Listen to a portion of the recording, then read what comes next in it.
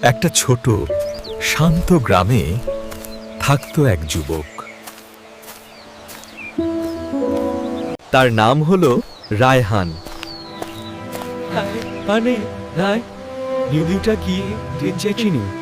সে খারাপ ছেলে ছিল না, কারো সাথে ঝগড়া করত না, কারো ক্ষতি করত না, কিন্তু একটা বড় অভাব ছিল তার জীবনে। সে নামাজ পড়ত না, আল্লাহকে খুব একটা মনে করত না। তার মা প্রায়ই ভালোবাসা আর কষ্ট মিশানো কণ্ঠে বলতো, বাবা নামাজটা পড়, একদিন বুঝবি এর মূল্য। রায়হান হালকা হাসতো, অবহেলার সুরে বলতো, এখন সময় আছে আম্মু, পরে পড়ব। একদিন রাতে আকাশ ভেঙে পড়ার মতো বৃষ্টি হচ্ছিল, বজ্রপাত, ঝড়, চারপাশ যেন অন্ধকারে ঢেকে গেছে। রায়হান তখন বন্ধুদের সাথে আড্ডা দিয়ে বাসায় ফিরছিল।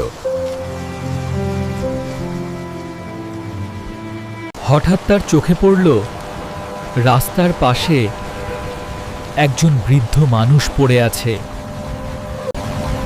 বৃদ্ধ কাঁপা কণ্ঠে বলল, বাবা একটু পানি দিবি, খুব কষ্ট হচ্ছে।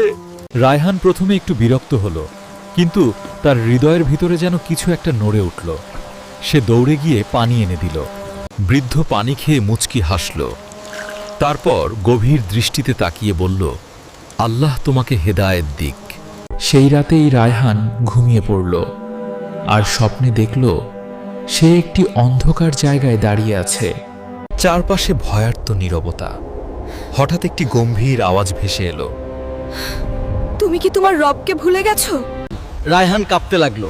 তার সামনে এক এক করে ভেসে উঠতে লাগলো তার জীবনের ভুলগুলো। নামাজ না পড়া, সময় নষ্ট করা, আল্লাহকে ভুলে থাকা।